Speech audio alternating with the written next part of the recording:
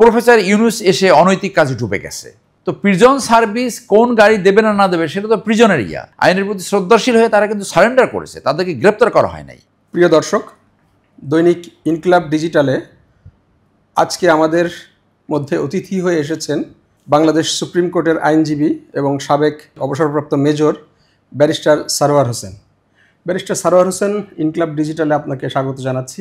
আমরা আজকে আপনাকে অতিথি হিসেবে আমন্ত্রণ জানিয়েছি। আপনি জানেন এই মুহূর্তে আপনার আইসিটি ট্রাইব্যুনাল, যেটা আন্তর্জাতিক, এই ট্রাইব্যুনালে অবসরপ্রাপ্ত সেনা কর্মকর্তা যাদের বিরুদ্ধে মানবতা বিরোধী অপরাধের অভিযোগ দায়ের করা হয়েছে, সেই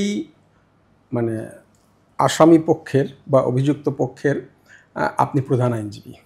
তো সেই আলোচনাটা শোনার জন্য মূলত আমরা আপনাকে আমন্ত্রণ জানিয়েছি। প্রথমেই আপনাকে নিয়ে একটা আলোচনা সোশ্যাল মিডিয়াতে ব্যাপকভাবে হচ্ছে যে আপনি নিজে একজন নির্যাতিত মানুষ, আপনি নিজে গুমের শিকার হয়েছেন। তো যাদের বিরুদ্ধে গুমের অভিযোগ রয়েছে, আপনি কেন তাদের পক্ষ নিলেন বা তাদের আইনজীবী হিসাবে দাঁড়ালেন, এটা কিন্তু সামাজিক যোগাযোগ মাধ্যমে ব্যাপকভাবে আলোচনা হচ্ছে। আপনার কি লজিক মনে হয়? ধন্যবাদ আপনাদেরকে আমাকে আমন্ত্রণ জানাবার জন্য। আমি খুশি হয়েছি যে ইনকিলাব আপনার একটা ডিজিটাল টকশো করছেন, মানুষের মতামতকে প্রকাশ করছেন। দেখুন, এইটা 1 ঘন্টা আগে ক্লারিফাই করা হয়েছে। আন্তর্জাতিক অপরাধ ট্রাইব্যুনালে কেসের কাগজগুলো আমাদের হাতে প্রথম আসে নাই, এবং এখানে প্রক্রিয়া হলো আপনি এপিআর করে কোর্টের অনুমতি নিতে হবে, ওকালতনামা সাবমিট করবেন, তারপর ডকুমেন্টস হাতে আসে। সো যখন আমাদের কাছে ডকুমেন্ট আসলো, এই ইস্যুটা আমি দেখেছি কালকে যে এটা কনফ্লিক্ট অফ ইন্টারেস্ট হয় কিনা, প্রফেশনাল মিসকন্ডাক্ট হয় কিনা। সো যদি এমন হয় যে আমি যাদের বিরুদ্ধে কমপ্লেন করেছি সেই মামলা যদি না হয়, তাহলে প্রাইমারিলি কনফ্লিক্ট অফ ইন্টারেস্ট হয় না। কিন্তু আমি যাদের বিরুদ্ধে করেছি এইরকম একজন আসামি এখানেও আসামি, এইটা প্রফেশনাল মিসকন্ডাক্টের একটা ইস্যু। সেই জন্য একটু আগেই সুপ্রিম কোর্টের এরিনায় আমাকে সাংবাদিক ভাইয়েরা প্রশ্ন করেছিল, আমি তাদেরকে একই প্রশ্নের জবাব দিয়েছি যে আমরা যখন কাগজ দেখলাম, পরীক্ষা নিরীক্ষা করে দেখলাম যে আমি যে 3 জনের বিরুদ্ধে আবেদন করেছি তার একজন হলো সেনাপ্রধান শফিউদ্দিন অবসরপ্রাপ্ত, director general DGFI lieutenant general Akbar অবসরপ্রাপ্ত, যে 2 জন পালিয়ে আছে, আর একজন আমার নামে নাম সরোয়ার হোসেন 15 লং কোর্সের, সে বাংলাদেশে ঘুরে বেড়াচ্ছে। ওই আকবরের নামে যে আবেদন করেছে, আকবর আর একটা এইখানে যে মামলা, সেই মামলার একজন আসামি। তাহলে এইটা প্রফেশনাল মিসকন্ডাক্টের একটা ইস্যু। সেই জন্য আমি একটা ক্লারিফিকেশন আজকে দিয়েছি যে এইটা, এই কাগজ আমরা যখন দেখলাম, এখন আর আমি এই মামলার আইনজীবী হতে পারবো না। সো দিস ইজ ওভার, যে আমি এই মামলার আসামি, আইনজীবী হতে পারবো না। কারোর পক্ষে আমি ওখান থেকে আমার নাম প্রত্যাহার করেছি। কারোর পক্ষে আর থাকছেন না আপনি? না, অন্য কোনো আসামির পক্ষেও থাকছেন না? একই ধরনের মামলা তো, যার জন্য। কিন্তু আমার এখানে কালকে আমি যে স্টেপটা নিয়েছি, এটা তো কলিগস, আমার একজন অফিসারের পরিবারের অনুরোধে, যার সম্বন্ধে আমি ক্লোজলি জানি এবং এইরকমভাবে জড়িত না মানে সে কাউকে ধরেও আনে নাই এবং তার কাউকে রিলিজ করার কোনো ক্যাপাসিটি ছিল না কখনই। সো এরকম কয়েকজন হয়েছে। তো এরকম একজন অফিসারের পরিবারের রিকোয়েস্টে তখনও মামলার কাগজ আমাদের কাছে নেই। ইভেন এখনও আমরা জানি না অভিযোগগুলো কী, কারণ কাগজ এখনও সব কাগজ হাতে আসে নাই। তো ওই জন্য দাঁড়িয়েছি। তো এইটা একটা রং মেসেজ গেছে সোসাইটিতে যে আমি যারা গুম করছে তাদের পক্ষে না। একটা মামলায় একাধিক আসামি থাকে, 30-40 জন আসামি থাকে, প্রত্যেকের আলাদা আলাদা লয়ার থাকতে পারে। সো ওই আসামি, আমি যাদের অভিযোগ করছি, সেই আসামি যদি এখানে না থাকতো তাহলে কিন্তু প্রফেশনাল মিসকন্ডাক্ট ইস্যু আসে না। এরপর ইথিক্যালি অনেকে বলতে পারে যেটার বিরোধী, কিন্তু আপনার যদি জাস্টিসের কথা বলেন, যে এই কথাটা কিন্তু আছে যে 9 জন অপরাধীও যদি বিচার করা না হয়, একজন ইনোসেন্ট মানুষ যাতে ভুক্তভোগী না হয়। সো এখানে ন্যায্যতার একটা কোশ্চেন আছে। ওই ধারণা থেকে প্রাথমিকভাবে আমি কালকে মূলত দেখার জন্য গিয়েছিলাম, মূলত কারা আসামি সেই জন্য আমি গিয়েছিলাম। কিন্তু যখন এটা পরিষ্কার হলো যে একজন আসামি ওখানে আছে, আমি যার বিরুদ্ধে আবেদন করছি, এখন আর এই মামলায় আমি আইনজীবী প্রফেশনাল কন্ডাক্টস অনুযায়ী, বার কাউন্সিলের নিয়ম রীতি অনুযায়ী এখানে আর আমি অফিসিয়ালি লয়ার থাকতে পারবো না। আচ্ছা, আপনি ধন্যবাদ বিষয়টি ক্লিয়ার করার জন্য। দ্বিতীয়ত যে বিষয়টা হচ্ছে যে আমাদের মানে গণমাধ্যমগুলোতে বা বেশি করে মানে সোশ্যাল মিডিয়াতে ব্যাপকভাবে আলোচনা হচ্ছে বিচার প্রক্রিয়া নিয়ে, সাবজেল ঘোষণা করা, তারপরে কি মানে এই যে এসি প্রিজন ভ্যানে নিয়ে আসা, সুষ্ঠু বিচারের জন্য এই মানে আলোচনা বা এই বিতর্কগুলো কতটুকু মানে জরুরি বলে আপনি মনে করেন? এগুলো আসলে আনসাবস্টান্টিভ আলোচনা, অর্থবহ আলোচনা। এগুলো হলো ওই যে মানে মেইন ক্ষেত্র রেখে তারপরে সাইড লাইনে মানে একটু মানুষ যেটা একটু সুরসুরি ফিল করে এরকম। দেখুন, জেল কর্তৃপক্ষ কার নিয়ন্ত্রণে? স্বরাষ্ট্র মন্ত্রণালয়। সাবজেল ঘোষণা করা কার দায়িত্ব? স্বরাষ্ট্র মন্ত্রণালয়। তাদের নির্দিষ্ট নিয়ম নীতি আছে যে কোন কোন সিচুয়েশনে কীভাবে তারা এগুলো করতে পারে। সাবজেল তো এই প্রথম না।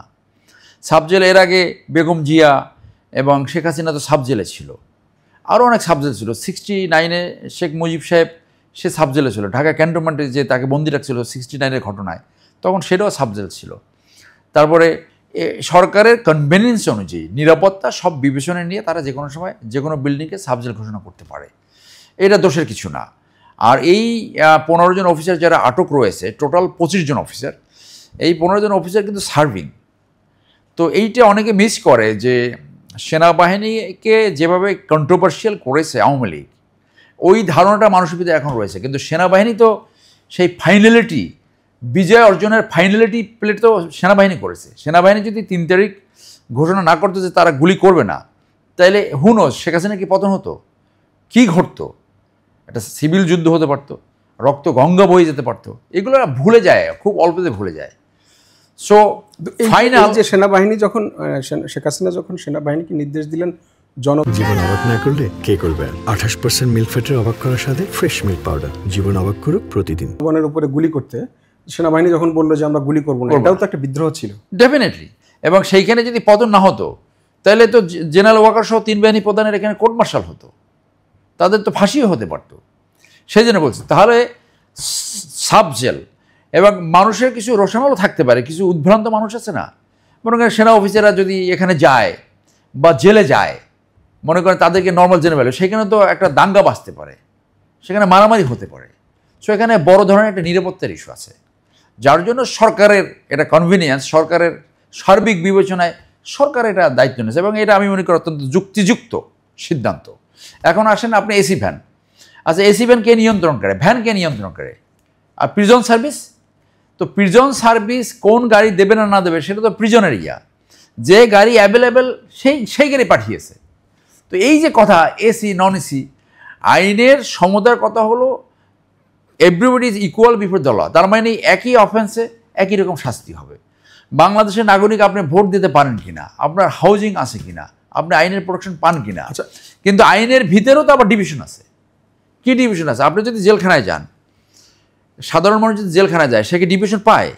কিন্তু একজন সরকারি কর্মকর্তা, একজন মন্ত্রী, একজন এমপি, তারা যদি জেলে যায় তারা তো ডিভিশন পায়। কেন পায়? সেখানে ক্লাসিফিকেশন আছে না? আছে তো। তো এটা ভুলে যায় যখন। আইনের সমতা হলো ব্রড, তো এর ভিতরে অনেক সাব ক্লস এগুলো থাকে, তো সেইগুলো ভুলে যায়। তো এগুলো হলো ওই যে বাংলাদেশ, আমরা এমন একটা জাতিতে রূপান্তর হয়েছি যে পৃথিবীর কোথাও দেখবেন না সেনাবাহিনীকে নিয়ে কেউ কমেন্ট করে। আচ্ছা, আমরা এই আলোচনাটাতে পরে আসবো, কিন্তু আমরা যদি শুধু বিচার প্রক্রিয়ার মধ্যে থাকি, আপনার কি মনে হয় যে সাবজেল ক্যান্টনমেন্টের ভিতরে থাকার কারণে এই মানে বিচার প্রক্রিয়া বা তদন্ত প্রক্রিয়া কোনোভাবে কোনো ধরনের মানে অসুবিধা হতে পারে বা তারা সঠিকভাবে কাজটা করতে পারে না বা বাধার সৃষ্টি হতে পারে বা তারা কোনো ধরনের প্রিভিলেজ পেতে পারে, এরকম কি মনে হয়? না, এটা কোনো সুযোগ নাই। যে কোনো জায়গায় বন্দি রাখতে পারে। মনে করেন এখন যে অন্য বন্দিরা আছে, তারা কেউ আছে কেরানীগঞ্জ, কেউ আছে সেই গাজীপুর, হ্যাঁ, কাশিমপুরে যেটা জেল, তারা সেখান থেকে ঢাকা কোর্টে আসে না, গাজীপুর কোর্টে যায় না। তো এখান থেকে যে যার যখন কোর্টে প্রয়োজন, কোর্টের বিচারিক প্রক্রিয়া হলো যে এটা যেহেতু তদন্ত শেষ হয়ে গেছে, তদন্তের সময় তদন্ত করবে। আর এখন যেহেতু বিচার প্রক্রিয়া শুরু হয়ে গেছে, কোর্টের নির্ধারিত টাইমে নির্ধারিত ডেটে তাদেরকে কোর্টে হাজির করা, তো বরং ওখান থেকে তো আরও দ্রুত আসতে পারে। শুধু তাই না, সেটা তো অনলাইন হাজিরা হতে পারে, অনলাইন হাজিরা হতে পারে। তো সেটা কোর্ট সিদ্ধান্ত নেবে। এখন তো তারা কোর্টের এখতিয়ারে চলে আসছে। তো সেনাবাহিনী, বাংলাদেশ সেনাবাহিনী ডিউলি ধন্যবাদ পাবে যে তারা যা আন্তর্জাতিক অপরাধ ট্রাইব্যুনাল তদন্ত করেছে, তদন্ত করে যাদের নামে চার্জশিট এসেছে। এবং এই অফিসাররা আমি মনে করি যে অনেকেই সাহসী, তারা মনে করে যে তারা এখান থেকে মুক্ত হতে পারবে আইনের মাধ্যমে। তারা আইনের প্রতি শ্রদ্ধাশীল, আইনের প্রতি শ্রদ্ধাশীল হয়ে তারা কিন্তু সারেন্ডার করেছে, তাদেরকে গ্রেপ্তার করা হয় নাই। টেকনিক্যালি কালকে তাজুল সাহেব বলছে, কিন্তু আমরা তো এরকম কোনো রেকর্ড দেখি নাই যে তাদেরকে গ্রেপ্তার করেছে। তারা সকাল পর্যন্ত আর্মি হেফাজতে ছিল, শুধু প্রিজন সার্ভিস ব্যবহার করে নিরাপত্তার কারণে তাদেরকে কোর্টে করা হয়েছে, পুলিশ তাদেরকে কোর্টে পুলিশ করেছে। সো এটা তারা কখনই গ্রেপ্তার হয় নাই। তারা ভলান্টারিলি প্রথম আর্মির আদেশ অনুযায়ী আর্মির হেফাজতে আসছে এবং নির্ধারিত তারিখ 22 তারিখ নির্ধারিত তারিখ ছিল, সেই তারিখে তারা কোর্টে হাজির হয়েছে।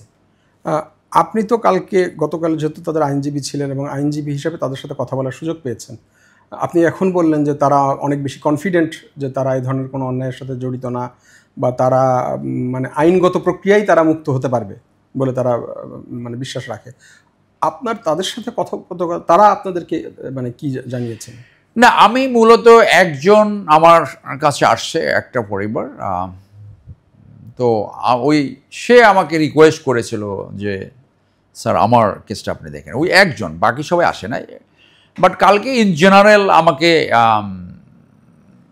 মানে একটা অনুরোধ আসছিল আমার কাছে যে আমাদের একটা টিম আছে, তো তারা বলছিল যে আপনি একটু থাকেন ফার্স্ট স্টেপটা।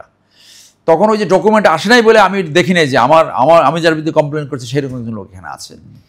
তো ফার্স্ট স্টেপ হিসেবে, আর এখানে তো আমি 12 সাল থেকে মামলা পরিচালনা করি ডিফেন্স লয়ার হিসেবে, আমি 3টা মামলা এখানে পরিচালনা করেছি। তো এখানের কার্যক্রম কীভাবে চলে, বিধিবিধান আমার মুখস্থ সব। তো ওই হিসাবে আমি প্রথম দিন গেছি। প্রথম দিন কি হয়, আসামিগুলোকে প্রডিউস করা হয়, কোর্টের অনুমতি নিয়ে ওকলাতনামা সাইন করা হয়। তারপরে এখন সমস্ত ডকুমেন্ট আস্তে আস্তে যারা ডিফেন্স লয়ার তাদের কাছে তাদেরকে দেওয়া হবে। এখন জানা যাবে যে তাদের বিরুদ্ধে অভিযোগগুলো কী। এর আগে কিন্তু অভিযোগ কী সেটা জানার কোনো সুযোগ নাই। যারা এখানে বন্দী আছে তার অনেকেই ভাবে যে তারা কাউকে পিক আপ করেনি এবং তারা কাউকে ছেড়ে দেওয়ারও তাদের কোনো এখতিয়ার ছিল না। সো আইনের বিধান কি? আইনের বিধান হলো যে কাউকে শাস্তি দিতে হলে তার অ্যাক্ট্রাস্ট্রিয়া এবং ম্যানস্ট্রিয়া লাগবে, তার অপরাধ সংগঠন করতে হবে এবং তার ইন্টেনশন থাকতে হবে। তো এখন আপনি একাংশ করছেন যে ওই যে বন্দি দশা কন্টিনিউ করেছে, এইটা যে আপনি সেই সময় ছিলেন কোনো না কোনো ক্যাপাসিটিতে, তাহলে এই অপরাধটা কন্টিনিউ করেছে, কিন্তু আপনার ম্যানস্ট্রিয়া কোথায়, আপনার ইন্টেনশন কোথায়? আপনার তো এখানে অপরাধ সংগঠনের কোনো ইন্টেনশন নাই। এই ধারণায় অনেকেই মনে করে যে আমরা তো এই ঘটনা ঘটাই নেই।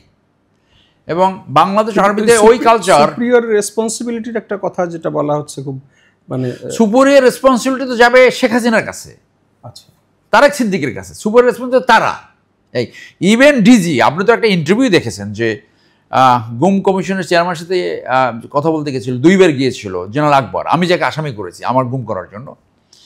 সেইখানে সে বলেছে যে যেটা গুম কমিশনের চেয়ারম্যান প্রকাশ করেছে মিডিয়ায়, যে 2বার হুম্মাম কাদেরকে ছেড়ে দেওয়ার জন্য প্রধানমন্ত্রীর কাছে ইস্যু এনেছিল, তখন এই পতিত শেখ হাসিনা বলছে পরে জানাবো। তার মানে কি, ডিজিএফআর কাছে ওটা নিয়ন্ত্রণে ছিল না। তো আইন তাহলে কে ভঙ্গ করছে? ভঙ্গ করছে কিন্তু এই পতিত শেখ হাসিনা এবং তারেক সিদ্দিকী। তো সুপিরিয়র রেসপন্সিবিলিটি হলো ওই শেখ হাসিনা, এবং শেখ হাসিনা এখানে 1 নম্বর আসামি। এখানে এই মামলাগুলো শেখ হাসিনা 1 নম্বর আসামি। তো সেই জন্য ডাউন বটম যে একজন সে আসছে বাংলাদেশের সেনাবাহিনীর দিকে, এই কালচারে আপনি এই কালচার কি পরিচর্যা করা হয় যে তার সিনিয়র বলল এবং আমি আদেশ প্রতিপালন করি না? এটা উন্নত দেশে হয়, হার্ডলি 2-4 জন অফিসার এটা করে। আমার কাছে আরেকজন অফিসার আসছিল যে র্যাবে চাকরি করছে, সে যেদিন র্যাবে পোস্টিং আছে সেই দিন রাত্রে তারা একটা অপারেশন করেছে। তখন সেই অফিসার বলছে না আমি এটা করবো না, this is the only officer I got যে আমার কাছে আসছিল যে করে না, এবং তারপর দিনই তাকে র্যাব থেকে পোস্টিং করে দিচ্ছে। This should be the standard যে আমি কোনো অবৈধ আদেশ প্রতিপালন করব না। কিন্তু সেটা তো আপনি 1000 জনের ভিতরে একজন পাবেন না, কি পাবেন না। আমার চাকরি জীবনে আমি কোনো ইলিগাল আদেশ পাইনি, প্রতিপালন তো পরের কথা, কারণ এরা বুঝে কাকে দিয়ে। মনে করেন অনেক অফিসার আছে মানে কোর্সের একদম নিচের দিকে, কোর্স কার্ডারে ভালো করে না, হয়তো এমনি হয়তো প্রমোশন হবে না। এই ধরনের কিছু অফিসার, সবাই না, আমি এখনও বলি যে যারা অপরাধে জড়িয়েছে এর পার্সেন্টেজ কিন্তু খুবই কম। হয়তো বিলো দ্যান 0.1% এরকম হতে পারে। আচ্ছা, এখানে এই চর্চা, শপথ নেয়, সবই ঠিক আছে, কিন্তু আপনি তো ভিকটিম অফ দ্য সার্কামস্টেন্স। সেই জন্য এই অফিসারগুলা, যে অফিসার আমাকে কন্ট্যাক্ট করেছিল সে বলছে আমি স্যার কাউকে ধরিও নাই, আমার কাউকে সারাবার ইখতিয়ারও ছিল না। তো আই এম কনভিন্সড আমার ইয়েটা ছিল যে অপরাধগুলো যে সংঘটিত। আবার অন্যদিকে যারা অপরাধ সংগঠিত করেছে, আমি অনেকবার বলছি যে আমাকে কিন্তু পিক আপ করেছিল ডাইরেক্টর আইবি, সিটি আইবি না, খেয়াল করেন। ডাইরেক্টর আইবি ছিল কি, এর নাম সরোয়ার, ওই পরে নারী ঘটিত ঘটনায় ডিসমিসড হয়েছে। আর হাসিন স্যারকে পিক আপ করেছিল ডাইরেক্টর সিআইবি, এবং ওখানে একজন অফিসার ছিল যার নাম ব্রিগেডিয়ার সাজেদ। 7 বছর ডিজিএফআইতে ছিল, এই মিথ্যা তথ্য বানাতো, মিথ্যা ডকুমেন্ট বানায়া এই গুম খুনের টার্গেট ঠিক করতো। তারা তো ঘুরে বেড়াচ্ছে। ওয়াইসি জেআইসি কোথায়, মানে জয়েন্ট ইন্টিগ্রেশনে ওয়াইসি ছিল একজন 7 বছর। সো এই অরিজিনাল যে আসামিগুলা যারা সত্যিকারের অফেন্স ঘটিয়েছে, এবং এরা প্রত্যেকে আওয়ামী লীগ পরিবারের, সাজেদের বোন হলো মাহবুরা গিনি গাইবান্দার, তাদেরকে ধরা হয় নাই। তাদেরকে কি ধরা হবে আমরা জানি না। তো ওই জায়গাটায় আমি যেহেতু ন্যায্যতা নিয়ে কাজ করি, ওই জায়গাটা মনে হয়েছে যে এই ছেলেটা যার পরিবার আমার কাছে আসছিল যে তার কেস ডিফেন্ডেবল কেস, তার কেস ডিফেন্ড করা যায় আইন অনুযায়ী। কিন্তু যেহেতু এই মামলার আসামি যার বিরুদ্ধে আমি অবস্থা, সেই জন্য আমি আর অফিসিয়ালি এখানে লয়ার থাকতে পারবো না। আচ্ছা, আপনি তো মানে একদিকে অবসরপ্রাপ্ত সেনা কর্মকর্তা, আরেকদিকে আপনি আইনজীবী, আপনি দুইভাবেই বিষয়টা দেখার সুযোগ আছে। আপনার কি মনে হয় যে বাংলাদেশ সেনাবাহিনী এই যে বিচার প্রক্রিয়াটা শুরু হয়েছে সেনা অফিসারদের বিষয়ে, বাংলাদেশ সেনাবাহিনী এতে কোনো ধরনের অস্বস্তি ফিল করছে, বা কোনো ধরনের বাধা সৃষ্টি করতে পারে, বা কোনো ধরনের মানে একটা প্রতিবন্ধকতা সৃষ্টি করছে বা করার চেষ্টা করছে, এরকম কি কিছু আপনার মনে হয়েছে কখনো? না, সেনাবাহিনী কখনই প্রতিবন্ধকতা সৃষ্টি করেছে 5ই আগস্টের পরে সেরকম কোনো কিছু প্রতীয়মান হয় নাই। বরং সেনাবাহিনী সম্পূর্ণ ন্যায় বিচারের পক্ষে, এবং সেইটা সেনা সদর অ্যাডজুটেন্ট জেনারেল প্রেস কনফারেন্স করে জাতির সামনে উন্মুক্ত করেছে, এবং তারা কোর্টের আদেশ পেপার পত্রিকার মাধ্যমে দেখেই অফিসারদেরকে এক জায়গায় ক্লোজ করে রাখছে, আর্মির ভাষায় যেটা অ্যাটাচমেন্ট বলে, এবং এই তারিখের জন্য অপেক্ষা করছিল। সো তারা তো পরিপূর্ণ সহযোগিতা করতেছে। হ্যাভিং সেড দ্যাট, যে পৃথিবীর প্রত্যেকটা দেশে আপনার সামরিক আইন থাকে। আপনি গুয়ান্তানামো বেতে সেটা কিন্তু মার্শাল হয়েছিল, আমেরিকান মিলিটারি আইনে করেছিল, তারা কিন্তু সিভিলিয়ান ছিল। বাংলাদেশের উদাহরণ রয়েছে, প্রেসিডেন্ট জিআর ক্লিন্টন কিন্তু কোর্ট মার্শাল হয়েছে। তো আওয়ামী লীগ আবার সিভিল কোর্টে করেছে। সো আর্মির আইনে দুইভাবে বিচার করা যায়, একটা সামরিক আইনে আর একটা কনকারেন্ট জুরিসডিকশন। একই অফেন্স আর্মিও করতে পারে, সিভিল কোর্টেও করতে পারে। আপনার যে কোনো বিচার করার একাধিক ফর্ম থাকতে পারে, একাধিক ফর্ম। তো সেইখানে সরকার সিদ্ধান্ত নেয় কোন ফর্ম হবে। তো আপনি তো জানেন যে আওয়ামী লীগের সাথে আর্মির কিন্তু সবসময় একটা গ্যাপ ছিল, যে শেখ সাহেব বলেছিল যে আমি ওই পাকিস্তানি আর্মি দেখতে চাই না, মনে আছে না? তো সেইখানে তারা তখন সিভিল কোর্ট প্রেফার করছে। সো এটা সরকারের সিদ্ধান্ত, সরকার কোথায় এটা করবে। এটা আমার ব্যক্তিগত, আমি অনেক জায়গায় বলেছিও যে কোর্ট মার্শাল হলে ভালো হতো, আমার ব্যক্তিগত ধারণা। কেন আমি বলি, কোর্ট মার্শালের বিচারটা দ্রুত হতো, সঠিক অপরাধী ধরা পড়ত এখানে সেনা তদন্তের মাধ্যমে যে কে ঘটিয়েছে। আর এখানে কোনো আপিল নেই। এখানে যদি আপনার 10 বছর শাস্তি হয়, এখানে ফাঁসির দণ্ডাদেশ আছে কোর্ট মার্শালে। সো যদি সরকার সিদ্ধান্ত নেয়, ধারা কিন্তু পাওয়া যাবে ওখানে, ক্রাইম অ্যাগেনস্ট পার্সন, দেয়ার আর অফেন্সেস ক্রাইম অ্যাগেনস্ট পার্সন। তাহলে এই যে কাউকে যদি ইলিগাল ডিটেনশন করে অথবা গুম যাই বলেন না কেন, এটা তো ক্রাইম অ্যাগেনস্ট পার্সন। তো এটা করা যায়। তো এইখানে একটা চ্যাম্পিয়নশিপ দেখাবার একটা প্রবণতা হচ্ছে কি না, এটা একটা কোশ্চেন সামনে আসবে দুইটা ইস্যুতে। একটা হলো ইউএনের রিপোর্ট অনুযায়ী সুপারিশ করেছিল যে প্রিন্সিপাল অফেন্ডার যারা ক্রাইম অ্যাগেনস্ট হিউম্যানিটি, তাদেরকে হেগে পাঠানোর জন্য। এইটা বাংলাদেশের জন্য একটা সুযোগ আসছিল, এই সুযোগটা বোধহয় মিস হয়ে গেছে, এখনও অ্যাভেল করতে পারে। এইটার জন্য কিন্তু আসিফ নজরুল এক সময় জবাবদিহিতার সম্মুখীন হবে। যদি আজকে 50 জন মনে করা পারেন, 50 জন আপনি 20 জন পাঠান, 20 জন আপনি 10 জন পাঠান, তাহলে কিন্তু ইন্ডিয়ার উপর একটা চাপ হতো, একটা চাপ সৃষ্টি হতো, এবং একটা ঐতিহাসিক একটা উদাহরণ সৃষ্টি হতো। সমস্ত কিছুই না, আপনি সমস্ত তদন্তের কাগজপত্র সেইখানে পাঠিয়ে দিলেন, এবং যারা এইখানে ক্যাপটিভ আছে তাদেরকে যদি আন্তর্জাতিক অপারেটর মনে করে তারা হেগে নিয়ে যাবে, মিলোসেভিচকে যেরকম নিয়ে গেছিল তাহলে নিয়ে যাবে, আর না হলে আন্তর্জাতিক অপরাধ ট্রাইব্যুনাল ইন হেগ তারা তাদের প্রক্রিয়া অনুযায়ী ব্যবস্থা নেবে। অন্তত একটা চাপ তো সৃষ্টি হতো। ইন্ডিয়াকে তখন তারা বলতে পারতো যে তুমি এই আসামি আমাদের কাছে হ্যান্ড ওভার করো।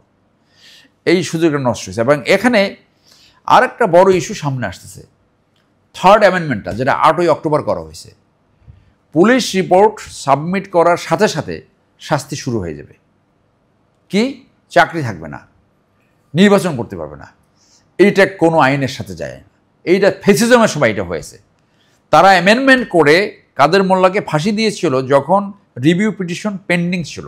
খেয়াল করেন, জুডিশিয়াল কিলিং কিন্তু এটা। আপনি আইনগত প্রক্রিয়া এক্সস্ট না করে কিন্তু তাকে ফাঁসি দিয়েছেন। তো এখানে আপনি বিচারের মাধ্যমে আপনার নির্ধারিত হবে সে অফেন্স করেছে কি করে নাই। আপনি বিচারে ঢুকেই শাস্তি দিলেন, এটা তো ডাইরেক্ট সংবিধানের অ্যাগেনস্টে, মানবাধিকার লঙ্ঘন। অন্য কোনো আইনে এটা নাই।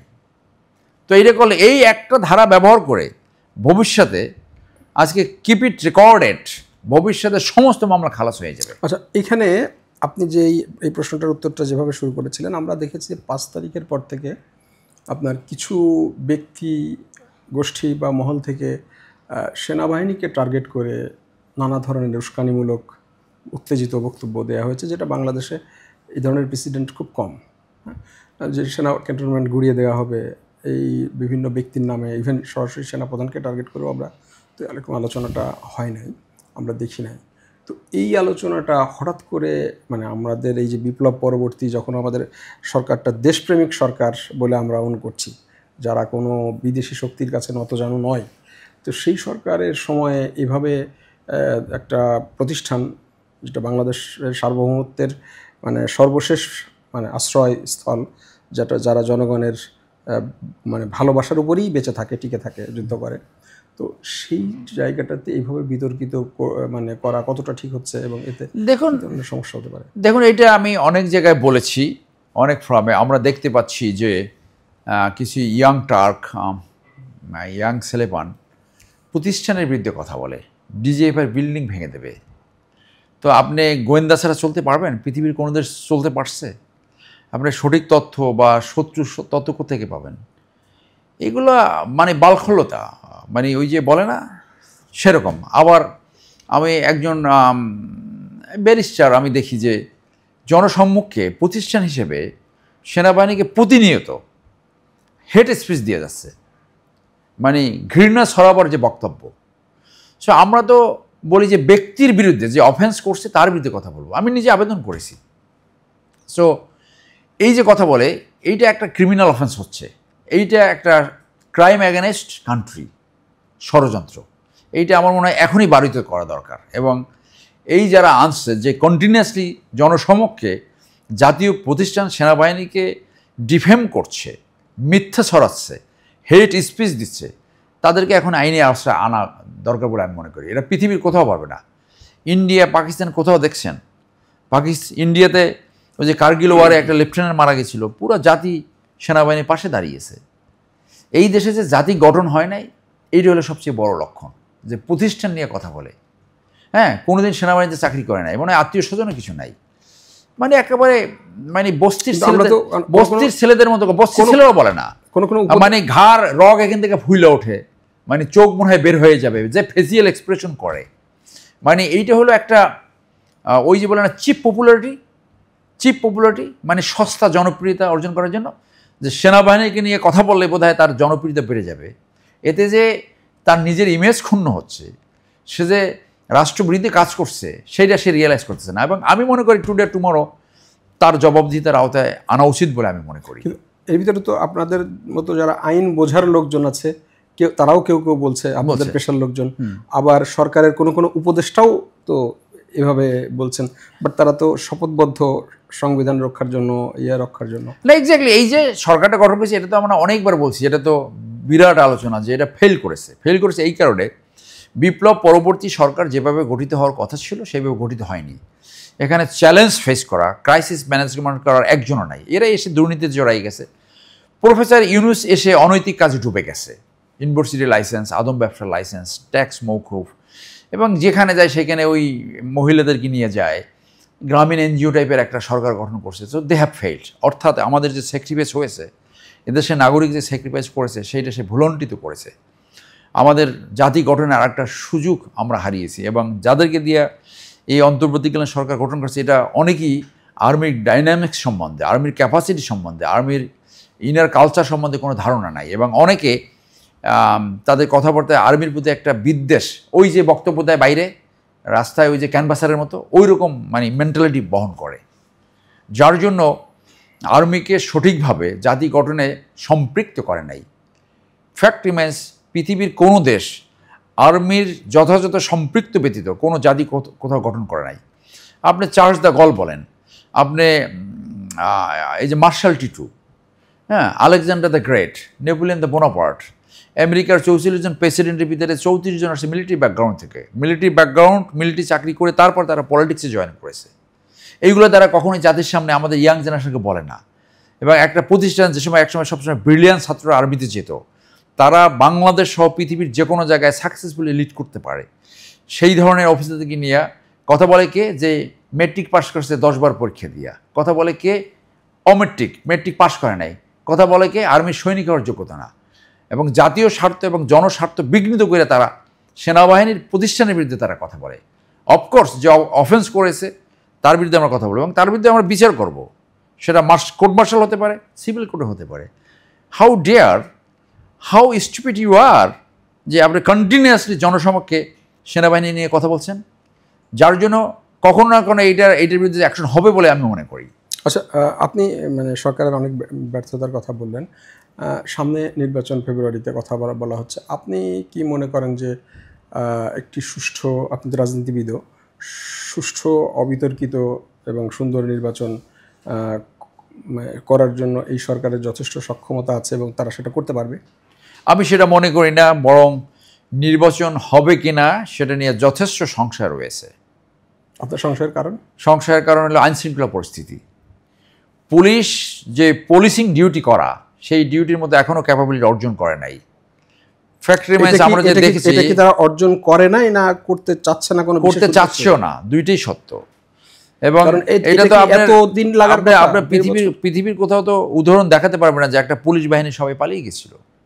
তো সেই পুলিশ যাদের নৈতিক গ্রাউন্ড নাই, সেটাকে ঠিক করা, রিফর্মস করা অনেক সময়ের ব্যাপার। বাই দিস টাইম যেটা করা উচিত ছিল, আরও 50,000 পুলিশে ঢুকানো উচিত ছিল, নিয়োগ দেওয়া উচিত ছিল। এই 14 মাসে তো একজনও নিয়োগ দেয় নেই।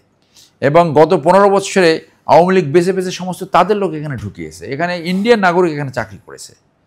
তো সেইটা তো সেই সংস্কার তো করতে পারে না। এই ইন্ডিয়ান নাগরিকরা কি এখনো আছে? তাদের আমরা থাকতে পারে। আপনি তো দেখছেন পালিয়ে গেছে। আমরা যমুনা টিভিতে নিউজ আছে যে মুন্সিগঞ্জের কোনো একটা গ্রামের ঠিকানা দেখিয়ে এরকম ঢুকছে, এরাই দিয়ে মানুষকে খুন করেছে। এবং রয়ের যে এজেন্ট ছিল 150 না 250, তাদেরকে ওই যে মুজিব পলাতক লেফটেন্যান্ট জেনারেল ডিজিএসএস ছিল, সে তো ডাইরেক্ট এয়ারপোর্ট থেকে তাদেরকে উঠিয়ে দিছে। এটা তো আমরা দেখেছি। তো সেই জন্য বলছি যে এই পুলিশ এখনও ক্যাপাবিলিটি অর্জন করেছে বলে আমি মনে করি না, বরং নির্বাচন যাতে কন্ট্রোভার্সিয়াল হয় সেরকম অনেক কোয়ার্টার সজাগ রয়েছে এইটা বলার জন্য যে আওয়ামী লীগ যে টাইপের নির্বাচন করছে এখনও এই টাইপের নির্বাচন হয়েছে। ধন্যবাদ আপনাকে। প্রিয় দর্শক, আপনারা এতক্ষণ শুনছিলেন অবসরপ্রাপ্ত মেজর ব্যারিস্টার সারোয়ার হোসেনের সাক্ষাৎকার। আপনাদেরকে ইনকিলাব ডিজিটালের পরবর্তী সাক্ষাৎকার দেখার জন্য আমন্ত্রণ জানাচ্ছি।